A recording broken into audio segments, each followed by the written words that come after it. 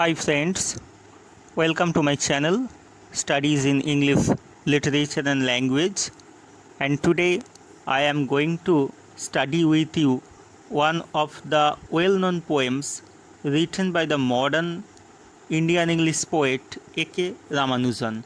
The title of the poem is A River, and you all are aware of the fact that this poem is included in the syllabus of most of the universities. And now I am going to present the pages of Indian English literature. Indian English literature began with the introduction of English in India in the year 1835, and from there onwards Indian English literature has marched forward, and now it has several wings and it has become a grown up figure nowadays. And M.K. Nayak, one of the important critics of Indian English literature, has divided Indian English literature into four periods, and his division of Indian English literature into four periods is based on historical and political situations of India. And now friends, what are those four phases of Indian English literature done by M.K. Nayak? Firstly friends, M.K. Nayak divided the first phase from the beginning, that means from 1835 to 1857. And you all know friends that 1857 is an important year in Indian history, as far as on that particular year Indian mutiny by the Sipahis was formulated. And next phase is from 1857 to 1820. 1920 is extremely important because in that particular year Gandhiji came into the Indian political scenario with his Asahojog movement or non-cooperation movement. Next division is from 1920 to 1947. 1947 is important because it is the year when India got its independence. And next, after independence to now, this is the fourth phase of Indian English literature. So far as Indian poetry is concerned, friends, Indian poetry is divided into two phases. The first phase is from Dirogio to Aurobindo, and the second phase is from Nissim Ezekiel onwards. That means it is still going on. And now friends, what are the tendencies of the poets of these two particular phases? The first phase, that means friends, from Dirogio to Aurobindo, the poets are romantic, they are sensation loving poets. They found a kind of halo in nature, they sublimated each and everything. And from Nissim Ezekiel to onwards, that means in the second phase, the poets are modernists. They choose subjects from everyday life. Hard realities of life became the center of the poetry. They used colloquial language, colloquial idioms in their poetry. And the poets of the second group are mostly imagists, and their poem revolved, friends, round hard concrete images. And one thing that is most important of this second group of poets is that they treated their chosen subjects ironically. They criticized accepted norms, accepted traditions of India. And now, friends, as far as A.K. Ramanujan is concerned, A.K. Ramanujan was born in 1929 and he died in 1993.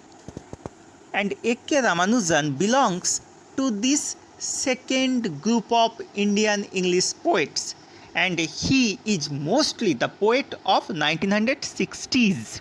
He was born and educated in Tamil Nadu, and he became a professor of linguistics in Canada and stayed there. He is a modernist and he uses hard images in his poems. And in his poems, what we find that he has criticized the traditions of India, those traditions which are not beneficial to the growth of the nation and to the development of human beings. Actually, A.K. Ramanujan as a poet was alive to the strengths as well as the deficiencies of Hindu religion, and as a technician he has produced, friends, tightly constructed verses. He has used the technique of repetition in his poems. Now, friends, as far as his volumes of poems are concerned, two volumes are extremely important. Firstly, the Striders. Striders was published in the year 1966, and then comes Relations. Now, friends, as far as the present poem A River is concerned, it was published in the year 1966 in the volume of poems entitled The Striders. And the setting of the river is in Madurai. Madurai, you all know, is situated in South India in the state of Tamil Nadu. And Madurai is famous for temples, especially it is famous for Meenakshi temple. And Madurai is situated by the river Voigai or Boikai. And now I am reading the poem with you. In Madurai, city of temples and poets who sang of cities and temples. So Madurai is a city of temples and poets. Poets, you all know perhaps that in Madurai, Sangam poets flourished in ancient India, and these poets wrote of three things mainly. Firstly, these poets wrote of the religion, they wrote of river, and they wrote of floods. And what happens in Madurai, friends? Every summer, a river dries to a trickle. A river here refers to Boikai. In the sand, burying the sand ribs, straw and women's hair, clogging the water gates at the rusty bars, under the bridges with patches of repair all over them, the wet stones glistening like sleepy crocodiles, the dry ones, shaven water buffaloes lounging in the sun. The poets only sang of the floods. So, friends, what Ramanujan is stating here is that he is giving a kind of description of a river in the summer season. In the summer season, the waters have become dry. There is not sufficient water, and the channel of the river is blocked by the garbages, and there is a kind of bridge over the river, and there are patches of repair visible on that bridge. And then comes two concrete images. Firstly, wet stones have been compared with sleepy crocodiles, and the dry stones have been compared to water buffaloes lounging in the sun. But friends, what is most notable here is that Ramanujan is stating that the poets only sang of the floods. That means the poets do not attain to the river in summer. They present river in rainy season. And what is the tense here? The poets only sang of the floods. That means the earlier poets. He was there for a day when they had the floods. People everywhere talked of the inches rising, of the precise number of cobbled steps run over by the water, rising of the bathing places, and the way it carried off 3 village houses, one pregnant woman, and a couple of cows named Gopi and Brinda as usual. So, the poets present these things. They present how the level of water rose during the floods, how water carried off 3 village houses, one pregnant woman, and the cows named Gopi and Brinda. And the new poets still quoted the old poets. And the new poets, that means the poet of the present times, also trod in the path of the old poets, and they imitated the old poets. But no one spoke in verse of the pregnant woman drowned with perhaps twines in her, kicking at the blank walls even before birth. The poets are sensation-loving people.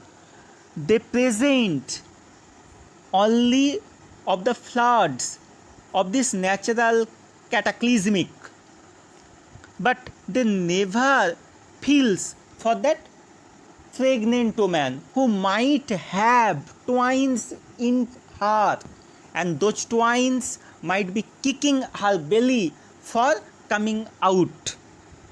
But the suffering of an individual human being does not get the attention of the poets. The old poets as well as the new poets do not pay any heed to the suffering of this pregnant woman. They are indifferent, they are extremely callous to the suffering of human beings. He said the river has water enough to be poetic about only once a year, and then it carries away in the first half hour 3 village houses, a couple of cows named Gopi and Brinda, and one pregnant woman expecting identical twins with no moles on their bodies, with different colored diapers to tell them apart. This is how the new poets present flood. Just like the old poets, they also present flood in the similar fashion. And now, what Ramanujan is stating here is that there is a kind of disjunction, there is a kind of discord between life and poetry. Poets present not life, but they present nature in its glory, in its sensation. Actually, Ramanujan here has criticized the sensation-loving romantic poets, to whom flood means sensation, flood means nature in grandeur, flood means sublimity. But to them, human life, the suffering of common human beings, have no value. It is valueless. Actually, the poet's humanitarian zeal has come into the foreground here. He feels for the suffering common human beings. He feels for that pregnant woman who might have twins in her belly. Moreover, one thing should be noted here, friends, that here the pregnant woman is unnamed, but the cows are named Gopi and Brinda. So, to the poets, cows are of great importance than the pregnant woman. So, to the poets, animals are extremely important than the human beings. Actually, these poets, friends, are living on the ivory tower of imagination, and they are totally cut off from the common human life. And Ramanujan is criticizing this fact in a sharp manner here. And again, you find that the cows are named as Gopi and Brinda, and these two names are associated with the Hindu belief, with the cult of Krishna. So, in this way, friends, this poem is also criticizing the cult of Krishna, the traditional human beings' beliefs. And again, one thing should be noted. In the last line of the poem, the poet is telling that the twins cannot be separated from each other by physical identity marks. They can be separated only on the basis of the colored diapers. Actually, these twins may symbolize the old poets as well as the new poets. The old poets and new poets are identical in their approach. Just like the twins, they cannot also be separated from each other. Only they can be separated by the color of the diapers, and this color of the diapers may stand for the time frame in which they are writing. That, friends, this is all about the poem. So, what Ramanujan is stating here, that poets and life are cut off. Actually, Ramanujan is here satirizing those romantic poets of the old generation as well as of the new times. That means both the Sangam poets as well as the poets prior to Ramanujan are criticized here. Thank you, friends. Thanks for watching this video, and if you like this video, kindly share this video among your friends also, so that the video is circulated among the academia, among the academic communities.